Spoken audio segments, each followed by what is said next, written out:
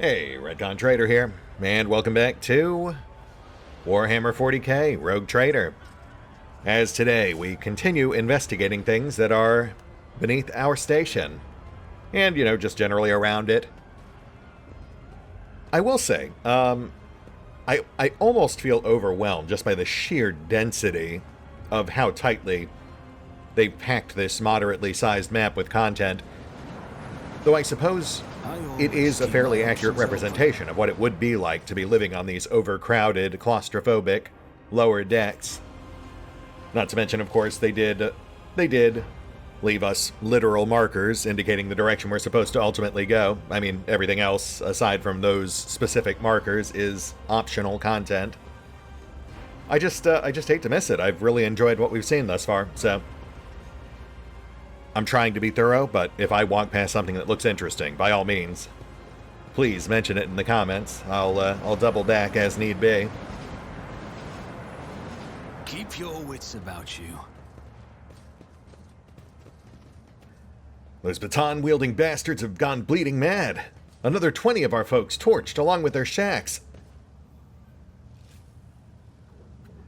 I'd rather burn alive once than spend the rest of my life breaking my back, shift after shift, for a few measly ration cards they'll just take from me anyway, and then beat me up for good measure. Third mention we've heard of the guards extorting the locals. Void leprosy, take 'em. Oh. Dead man. Oh, okay, well, hold on. Shoot, how far are we into the episode? Okay, 2 minutes in, I think we're good. Thank goodness I'm so loquacious, otherwise talking to this guy immediately might have been a problem. Ooh. That might actually be our stash there. Alright, buddy, what's your deal? A sinewy, middle-aged man watches the bustle of the bay with a detached expression. Every so often, whenever his eyes linger on the blood mark inscribed nearby, his face changes strangely, and his hands clench into fists. Just as you begin to hear the rumble of an approaching train, the man's gaze turns towards the tracks. He leans forward. Okay, I mean, it might be something innocuous. He might just be like train spotting or smuggling. Hey, you. What? I didn't... The man starts and almost falls, but manages to keep his balance. In the dim lumen light, you notice old scars scattered across his body. The scars seem vaguely familiar. Pascal's Vox synthesizer springs to life with an indignant binaric trill. I am registering this unit's intention to use the train tracks for purposes other than those intended by their design. I categorically demand that the unit's self-disposal be carried out using methods that do not violate the catechism of maintenance and operation. Yeah, you tell him, Pask. The scars all vary in length, width, depth, and shape. However, you notice a pattern in the way the scars are aligned, as well as a series of faded symbols on the man's rough skin. Death cultists bear similar marks on their bodies. Oh, interesting. So what we might have here is a former cultist who now regrets what he did as a cultist, perhaps? But spinners are constantly renewing their wounds, while this man's look long since healed.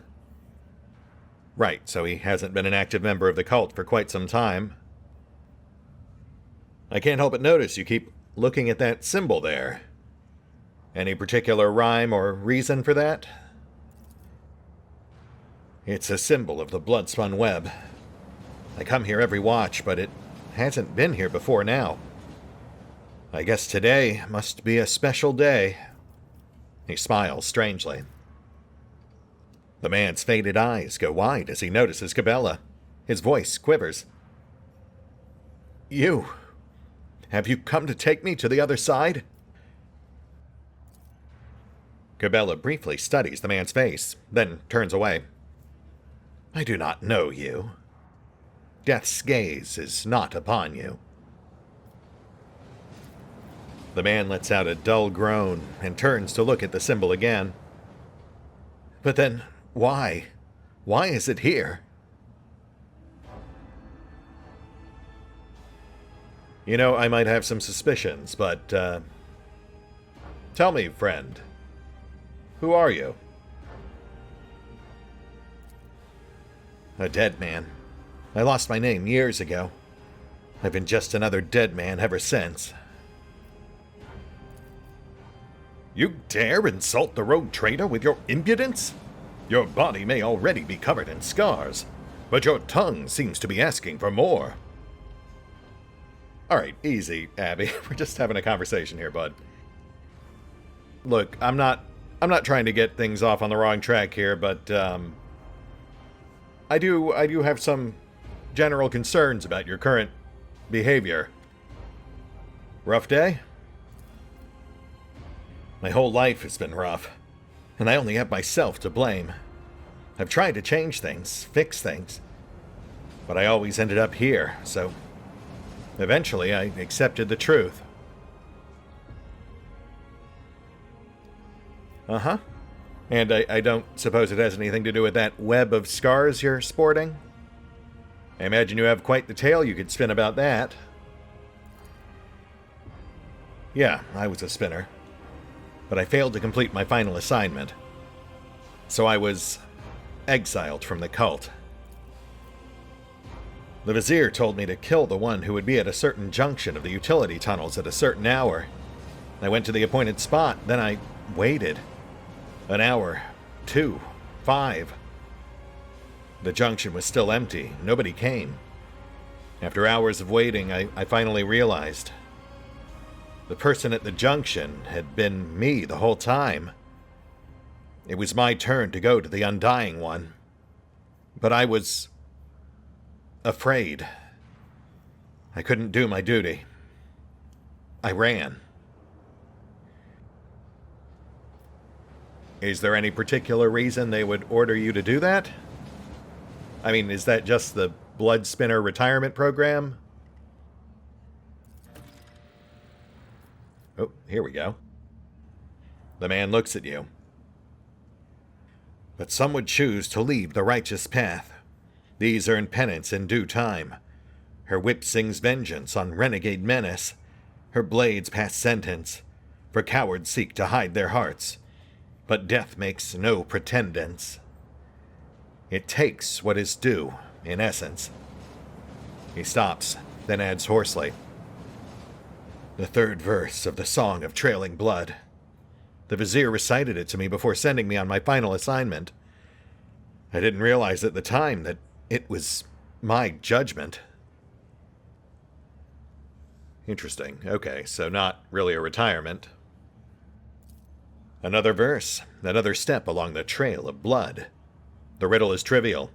It is time for death to take what it is due, and the Vizier is waiting expectantly for you to carry out the sentence he passed years ago. There were plenty of reasons. I sowed death. I offered him the souls of the most pleasing men and women I could find, because it kindled my passions. I killed well-off crewmen who didn't deserve their wealth, and I took their thrones. I killed enforcers who looked into my eyes without fear, because I wanted to be feared. I reveled in bloodshed. I betrayed the tenets. I realized it, but I couldn't help it, because I enjoyed it. Oh, so you're just a murderer, then. Okay, well that does change things. I was thinking they had essentially recognized he wasn't cut out for cult life. But it turns out he was just like a serial-killing psychopath. Oh, you poor thing. I think I'm gonna cry. You couldn't stop slicing people up? That must have been so hard for you. Even my whispers have nothing to say to a pathetic tale like that. I bet they're thinking, what a lousy, self-absorbed sack of scum. Yeah, I don't disagree. My question now is, why didn't the cult take you out themselves? You seem like just the sort of person they would normally target. There was no pursuit. I thought I'd see their black blades the very next day. Instead, years passed without them taking my heart. I tried starting a new life, but the terror never stopped eating away at me. When I got truly desperate, I went to the Temple of Death myself. But no one there would speak to me. When I gave them my name, they just whispered, "Sebrid is gone to the Undying One." They looked through me like I wasn't even there. I've lived like this for 20 years. Like a coward. Like a dead man. 20 years, huh? Yeah, that's rough, buddy. You know, I can't help but notice you don't really sound particularly remorseful for your crimes. I mean, you certainly sound sorry for yourself, but that is not quite the same thing. I've spent years in remorse. I'm tired of it. Yeah, it sucks. You don't think, like, self-reflection might be in order?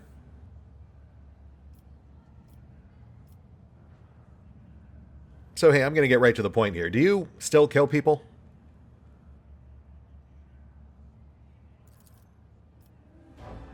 No. I've been afraid to touch my own knife since that day. Thought it might just stab me on its own. But the temptation is always there.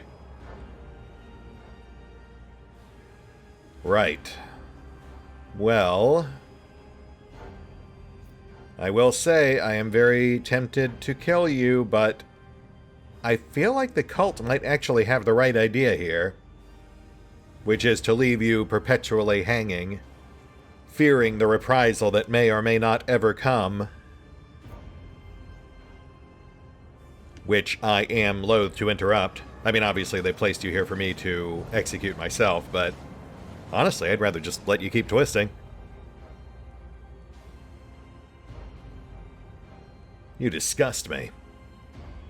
You know, I'll be blunt. I was, in fact, supposed to kill you, that much is obvious, but after hearing that pathetic sob story, honestly, you're not even worth the effort. As trivial as it might be. No, but what about the symbol, the portent? You were supposed to... The man's tired eyes fill with horror that quickly turns into hysteria.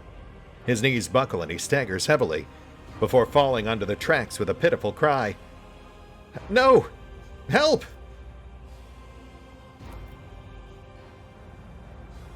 Well...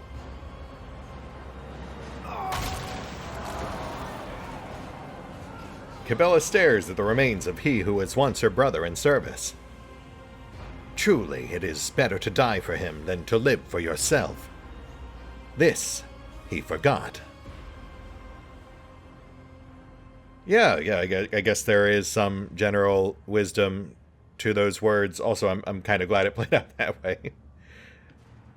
One less loose end to deal with, and we can go ahead and chalk that up as an accident? I do feel like we narrowly dodged a bullet train there as far as YouTube content policy is concerned. Anyway, truly, humanity is a complicated beast, each and every one of us with our own Loco motives, spurring us ever onwards towards our own self-destruction. Or something to that effect. Alright, well, moving on.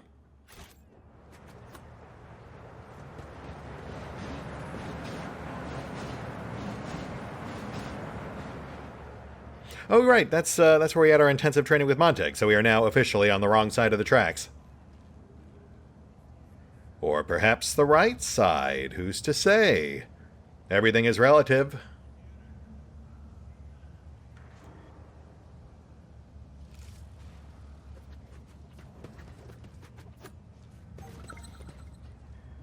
You're just skin and bones. Don't your parents feed you at all? My pa got hit by a train, and my ma's got 3 more to raise.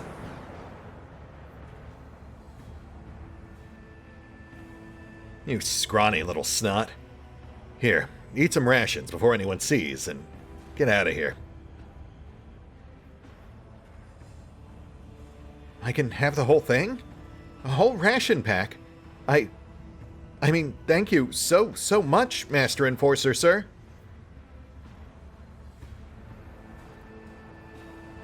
Aw, that was actually pretty sweet. Long live the rogue trader. Yeah, you too, bud. Keep up the good work. We could really use more folks like you around here.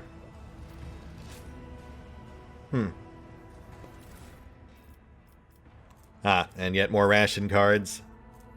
Further cementing the idea that we do indeed need to accrue these things for some ultimate purpose. 12 and irritated enforcer. Can't say that looks good, but I guess we'll intervene.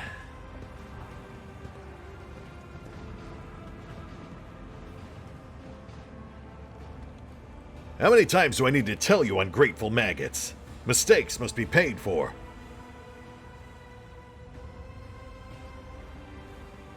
Have mercy! In the throne's name, I beg you! The battered worker throws himself at your feet and touches the toe of your boot with his dirty palms. Your gracious lordship, hand of the God Emperor, save your unworthy servant! Get lost! The enforcer's heavy baton pummels the man's back and shoulders several times. His bones crack audibly. Okay, really? Like right in front of me? Come on, dude. The sound of breaking bones, the man's cries, the enforcer's hateful laughter remind you of what you went through yourself. Too vividly and too painfully. Oh, gosh darn it. Alright, well, let's put a stop to this. Though I do like that they're continuing to nod to our backstory. Even when it has negative repercussions. I mean, that's just part of having a backstory.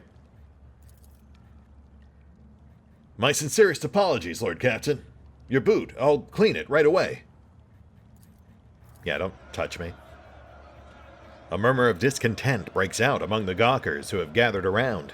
None of the other workers dare come closer, but the anger on their faces is plain to see.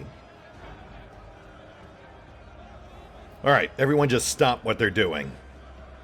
This man has requested an audience, and I intend to grant it. Go ahead, say your piece. Your lordship, I work hard, never even take breaks to rest, and all I earn is 7 ration cards, with 15 mouths to feed back home. The enforcers shake me down every shift, just like they do every other honest, hard worker who... Enough whining. You and your pals lifted a box of Nutribars a few watches ago, and 2 canisters of water before that. I didn't beat the life out of you because I took pity on you. And this is the thanks I get? Interesting. I note you did not deny taking his ration cards. You quarantined the hub for 20 watches and refused to give out rations if we didn't have cards. Cards we had no way to earn. And today you earn 15 cards in a single shift, because you do the work of 3 people, right?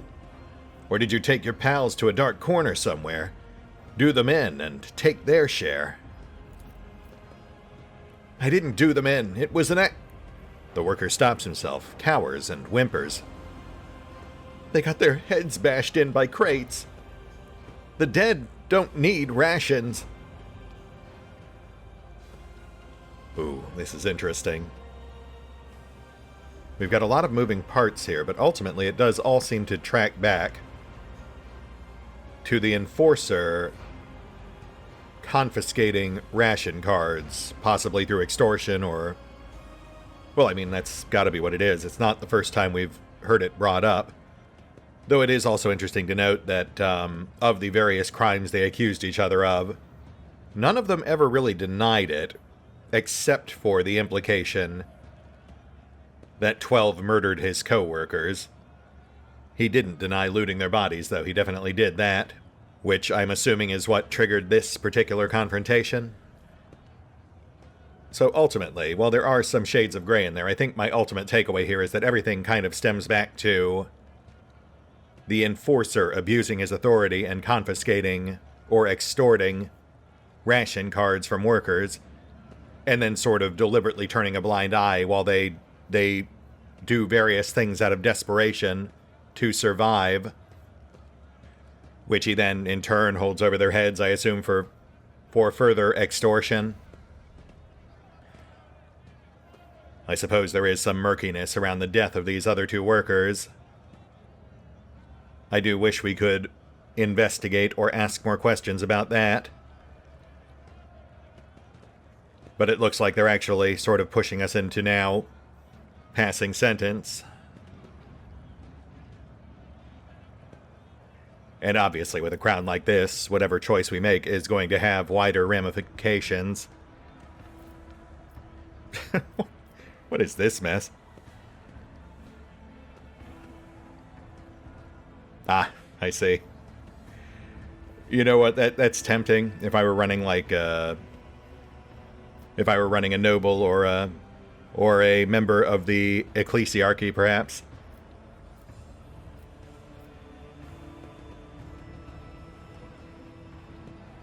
Guard, just to clarify, I've been hearing rumors of the enforcers extorting the local workers ever since I came down here. I'll ask you this once. Is it true? We extort nothing. We just monitor and redistribute, the enforcer mutters gloomily. The rabble are a lying and thieving lot. We have instructions to stay alert for people holding more than the standard amount of ration cards, to prevent supply embezzlement and famine. Uh-huh. That's why that one guard I walked by earlier had like 60 ration cards and a penchant for spending them on booze. Alright, so he is basically admitting it is something they're doing. I appreciate the honesty at least. He's smart enough not to lie right to my face, even if he did try to reframe it. They do take our cards, your lordship, and then grow fat using them for themselves. The worker's eyes squeeze shut tightly as he whispers his accusations. He seems unable to believe his stroke of luck. Okay, both have admitted to crimes that are punishable, but ultimately I think they all stem back to the enforcer's actions. And I feel like the worker has already been punished, considering that he just had multiple bones broken right in front of us.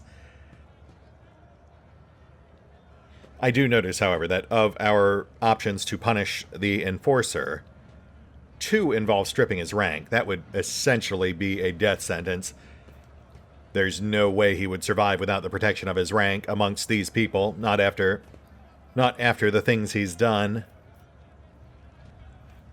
I mean, again, I am tempted to pick this just to see what happens, but given that there's not even a skill check involved, I can't imagine it'll actually resolve anything.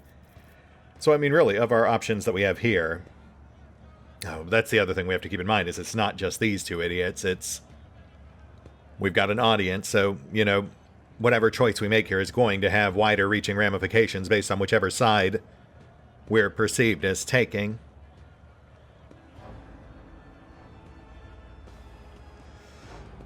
Alright, it feels a bit tame, but let's go ahead and go for the sort of lukewarm punishment here.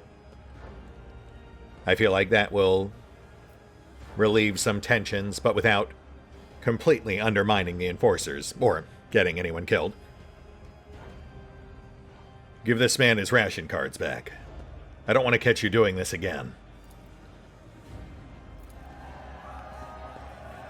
The onlooking workers bellow triumphantly and point at the enforcers, praising the Lord Captain.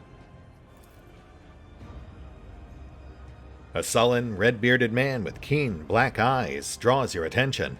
His oddly piercing gaze seems to size you up the whole time you were speaking. But now he has hastened to conceal himself behind the gawkers. The next thing you know, you are watching him hurry deeper into the tunnels. Aha, yes, we are indeed being watched. And judged. I think we actually just saw a picture of a man with a red beard painted on the wall over yonder. We'll have to get a closer look at that. May the God Emperor protect you and all of House von Valancius, Lord Captain. Yeah, you too. Good luck with all the broken bones and such.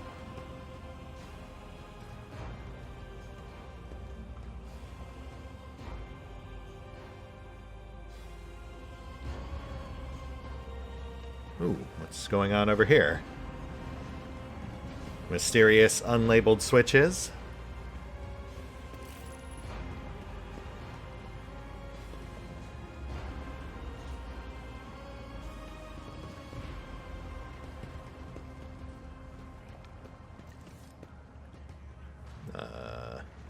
You actually... A group of beggars are rattling their alms mugs and ostentatiously displaying their hunger-sunken bellies in various disfigurements. A toothless man falls to his knees before you. Your lordship, spare a throne for those who can't even get the worst jobs. Okay, let's not do that. I'm not going to reward that kind of behavior. Though I suppose I really should have seen this coming. The Emperor helps those who help themselves. The beggars circle around you insistently, casting plaintive glances into your eyes. Yeah, I guess even a lukewarm ruling in that laborer's favor has kind of tagged us as an easy mark. So now we've got these bozos following us around, trying to hit us with ham-fisted sympathy ploys. I will say, though, it's very bold of them to just be so overt about it. Though I suppose they might be at the point where they feel like they have nothing else to lose. I don't know. I mean, like, on the one hand, I do like helping people, but this definitely feels more like they're trying to prey on my altruistic nature, which definitely puts me off. Sure, you can have it if you need it so badly. Oh, well, I don't, but, don't call me out on it. Gosh darn it. Rise to the top, or get Dira, how could you do such a thing? I order you to put that back when I'm not looking, and I assume it'll be done. Anyway, that's taken care of. So what's going on over here?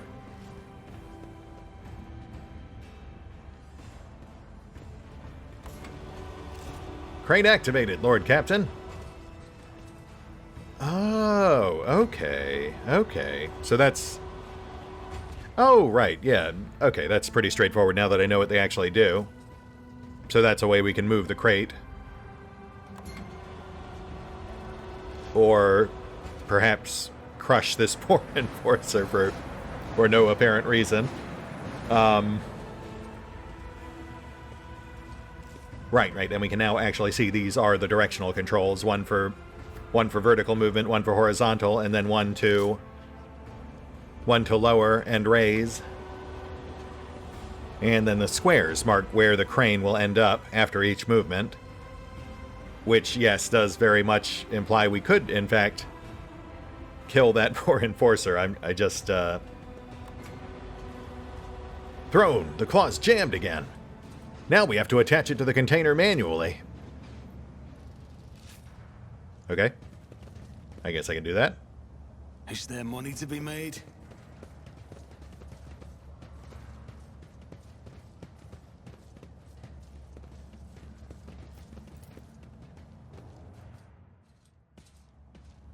Container secured. Not sure why we had to come down here, but let's see how this plays out.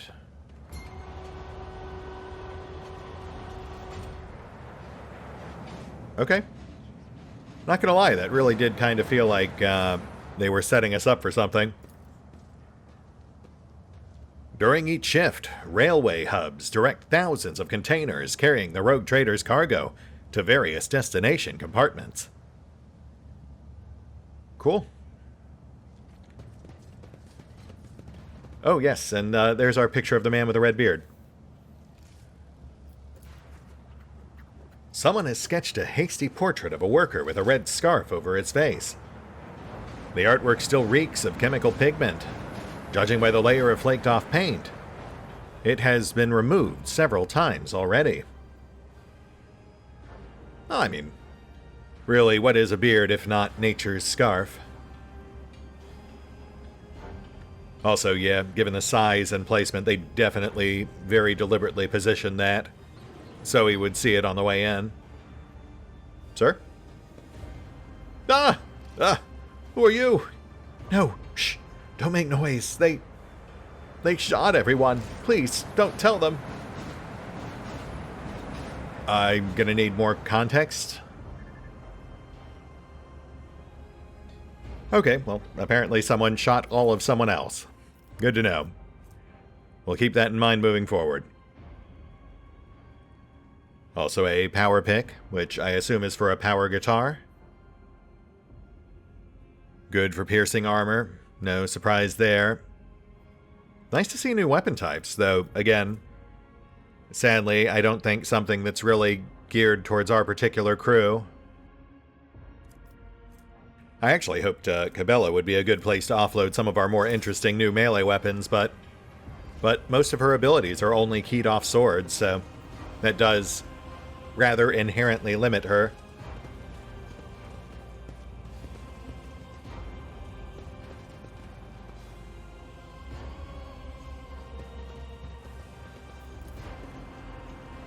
The bay's bulkhead is marred by traces of gunfire and rust-colored stains from old blood that was never properly washed off.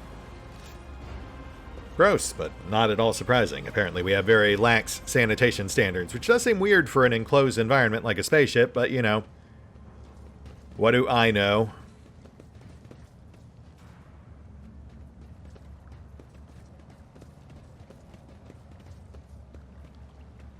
Okay, so this should lead us to...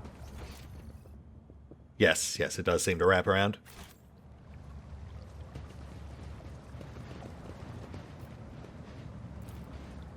We've got a corpse and some assorted goods.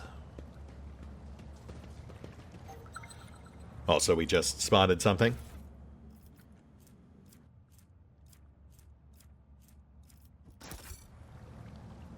Oh, good. We auto-looted the containers down below. I was wondering how we were going to actually reach those. We passed a few objects that are down in weird, low, seemingly inaccessible areas. Oh, and we've got cultists.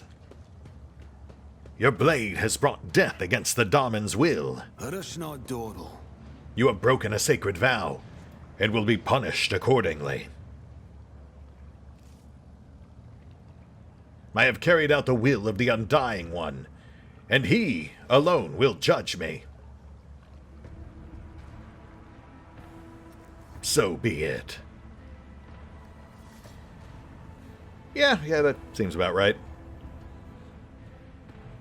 Nice to see them taking my order seriously, though. They are very much trying to refrain from random killing, aside from each other, I guess.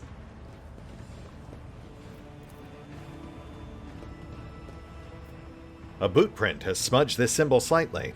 The trail leads towards the slums. Ah, thus confirming we are indeed on the right track. I was wondering if there was something I had missed back here. But no, now that I'm looking at the map, it does very distinctly seem like there's no actual connecting points. Though again, there were items down on the track, so I mean that does imply we can get down there, with the trains perhaps serving as like an active environmental hazard.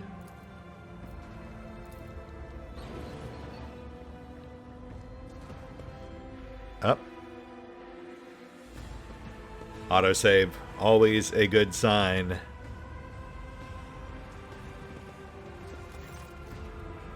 Here we go. Several people are eagerly rummaging through a rack filled with weapons from the Enforcer's arsenal. A big man with a pockmarked face is the first to react to your presence. He attracts the others' attention with a piercing whistle and barks out. Who are you? There's not supposed to be anyone... it don't matter. Identify yourself.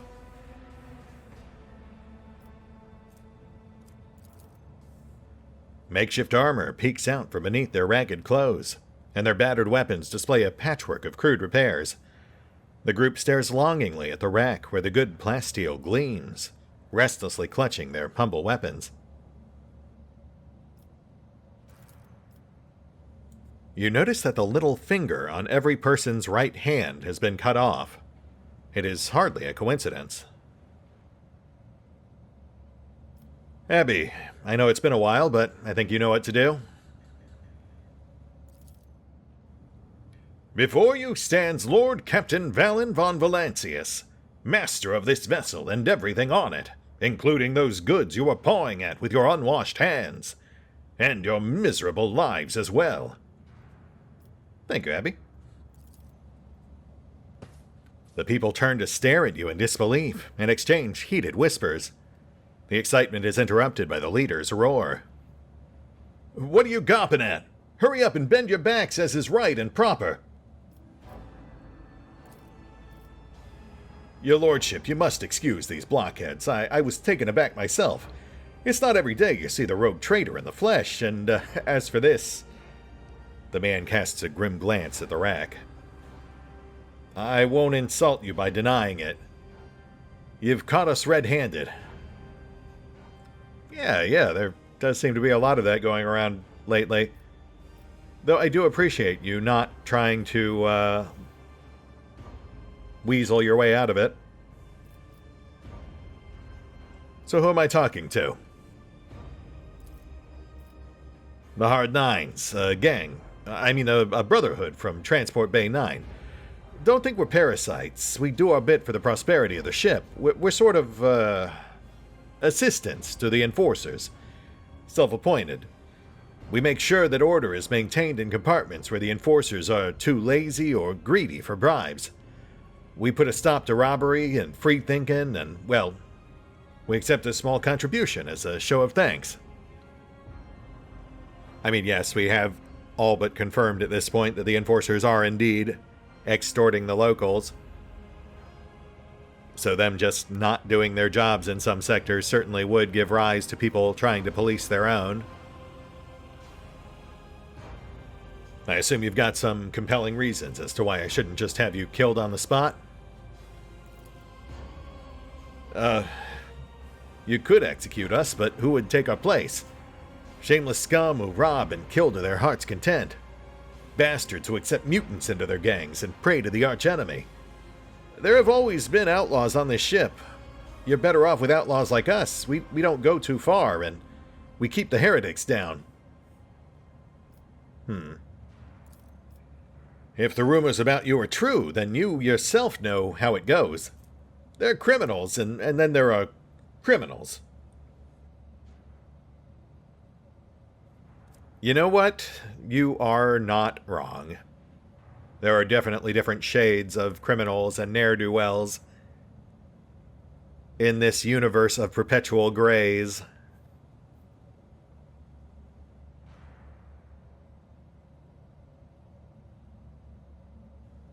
Well, tell me this. What exactly do you need these weapons for? You do realize we just barely survived a ship-wide rebellion. So I'm sure you understand why I might have some concerns. No, we just need these to do business. The gang leader smiles ingratiatingly. We're no rebels. If anyone blasphemes against your lordship, we call the troublemakers to order. And we shed blood for the flagship without fear. I suppose that makes us defenders of the ship? The thug raises his eyebrows questioningly and looks at you expectantly. Uh-huh. Why stop there? You might as well call yourself saints and say the fate of the whole dynasty rests on your shoulders. Yes, thank you, Adira. Oh, I do like having you around.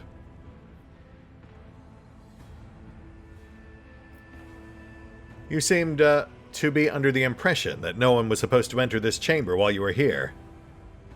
Do you have some sort of arrangement with the enforcers? I wish. Frenzo, the newly appointed captain, had our informant strung up. He's tightening the screws, damn it. We can barely breathe. Today's the last time we'll come to pick over this compartment. Which actually implies they did have an arrangement with the previous captain. Sounds like Frenzo is disrupting the established status quo. What's up with your fingers? Keepsakes, perhaps, of your past perfidiousness? No, it's our gang's initiation rite, a fine tradition. By voluntarily removing a finger, the newcomer shows their determination and willingness to join us forever. It's also a badge of honor. He proudly shows off the stump of his little finger. Nothing quite like very clearly marking your criminal affiliation in ways that can't be covered up. Actually, Montag is missing his pinky.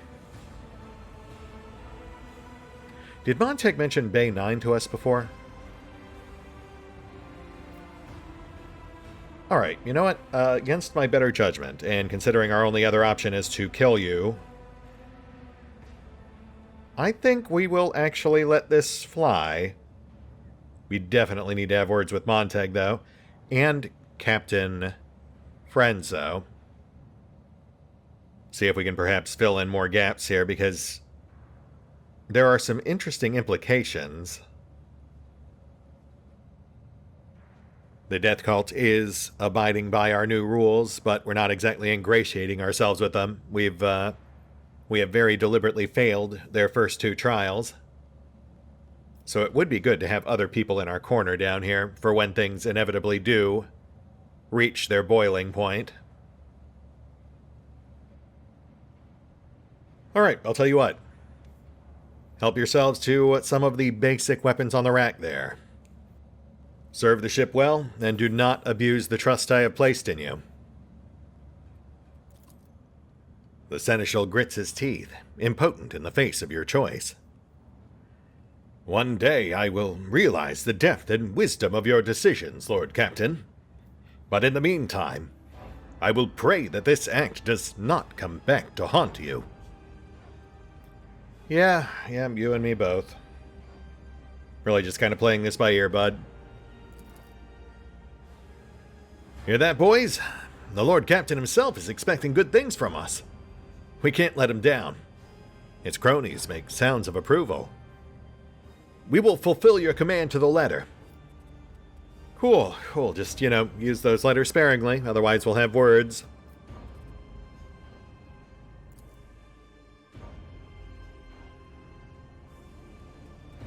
Oh, man, they are really making me second guess myself on this one. Like, just in general, this whole area. I've said it before, but I do appreciate the nuance.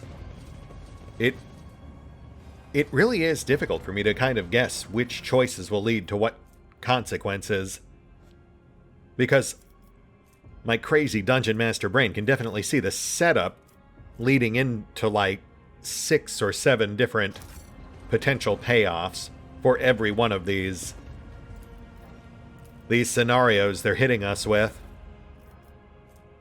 And that's not even getting into the added complexity of the multiple nuanced factions, the older, corrupt enforcers, the new wave of more strict by-the-book enforcers, the labor movement, the Redbeards, who may or may not be the same as the labor movement, the Hard Nines here, obviously, the Death Cult.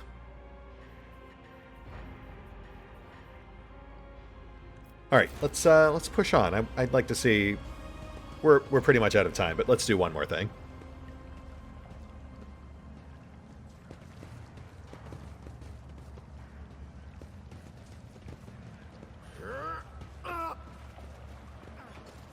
Ooh, here we go. We've got assorted goons. Yeah, I'd say that. Bear's investigating. To the top. I'll get left in the...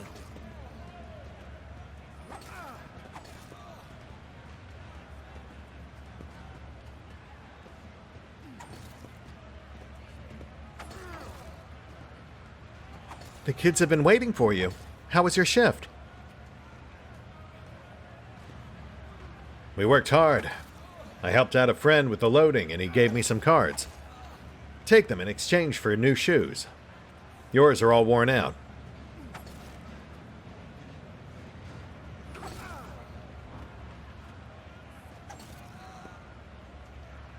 Oh, thank you. I've already made your bed for you, so once we've eaten, you go and rest. The little ones and I will head out to the marketplace and leave you in peace.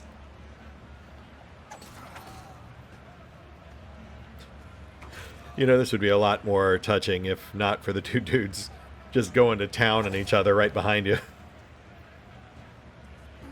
Why did the Emperor send me such a wonderful wife? Yeah, very, very touching. I mean, I've got to say, of the events we could have triggered on approach, that was definitely not one I was expecting to see, but it was nice. It is good to end on... Look what I got for you, sweetheart. It's a treat from Janus called dry fruit. Eat up, it's good for you. Oh, it's yummy. When I grow up and you're old, I'll bring you treats too.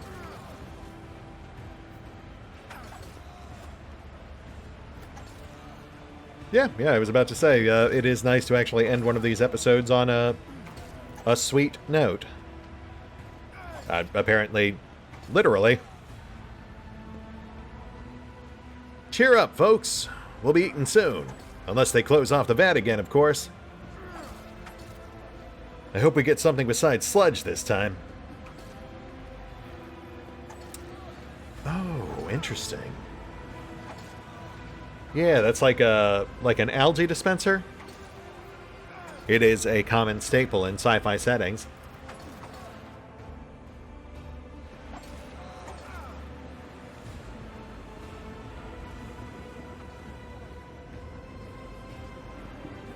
Oh, that is cool. I mean, I'm not going to say it looks super appetizing, but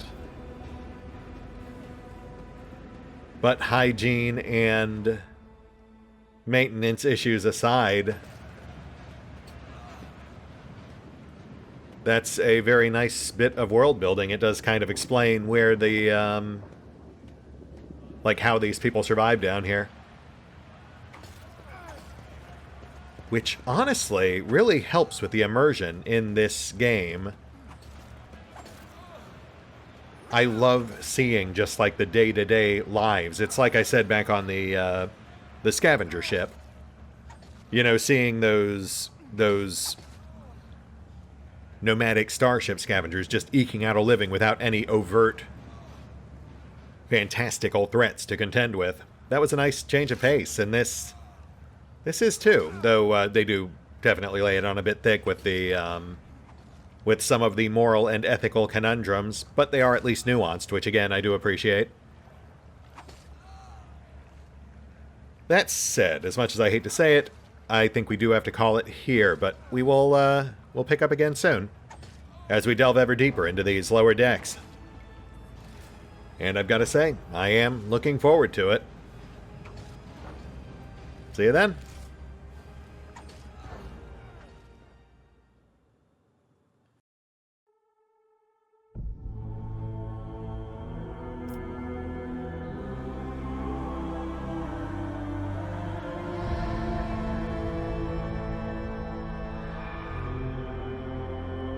Oh, and special thanks to the Raiders, the fine folks who help make these videos possible, including but not limited to Eerie V23, Revenant, Alois, Dragon Matrix 7, Drakiith, EgonAlter, Exsellsior, Gottlieb, James Trimmier, Kazorm, Mark Giemza, Nathan Welch Jr., OverlordPherom, RandomPassrby, RobbyB, Tomasz Piątkowski, Triphoppenskip, and Valinrook.